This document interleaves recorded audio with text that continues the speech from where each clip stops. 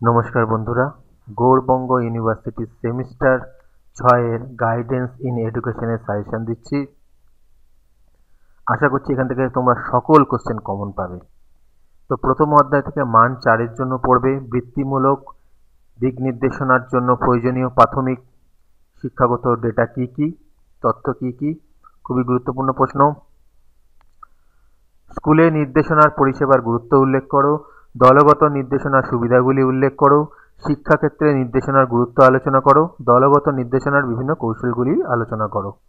মান 8 এর জন্য পড়বে এই অধ্যায় থেকে নির্দেশনার পরিধি ও গুরুত্ব আলোচনা করো, শিক্ষাগত নির্দেশনার জন্য প্রয়োজনীয় ডেটা সম্পর্কে আলোচনা করো, অথবা এই কোশ্চেনটা আসতে পারে নির্দেশনার জন্য প্রয়োজনীয় বিভিন্ন ধরনের মৌলিক তথ্যগুলি উল্লেখ করো। বৃত্তিমূলক ও ব্যক্তিগত নির্দেশনার উদ্দেশ্য ও কার্যাবলী লিখো।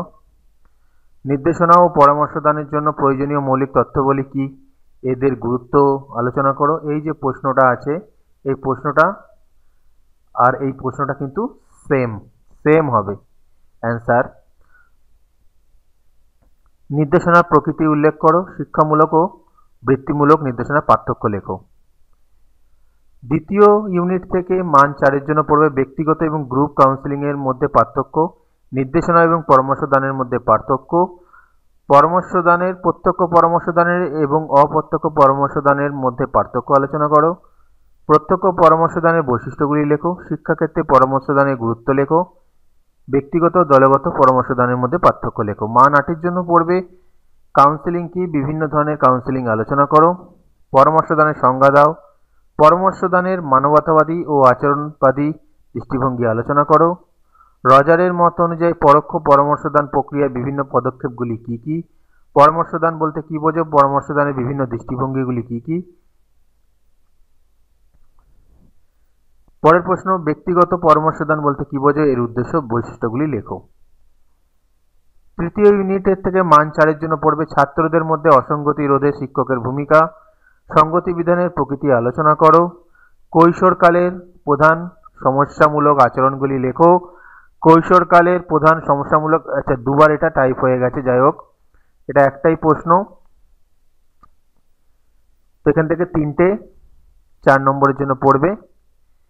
এটা সেম কোশ্চেন, এই কোশ্চেনটা এবং এই কোশ্চেনটা সেম, তাহলে এখান থেকে মাত্র 3টে পড়বে।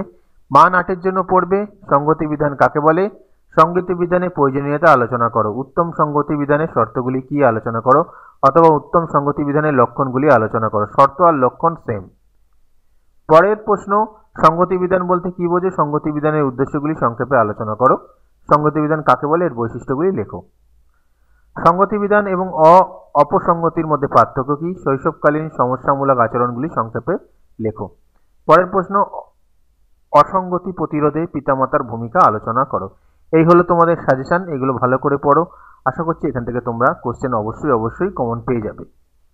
চেষ্টা করব মান 2 এরও সাজেশন তোমাদের দিয়ে দিতে, যাতে তোমাদের কোনো অসুবিধা না হয়, তবে সেটা এই মুহূর্তে দেওয়া সম্ভব হচ্ছে না, কারণ আমি চাইছি যে সেটার উত্তর সমেত আপলোড করার।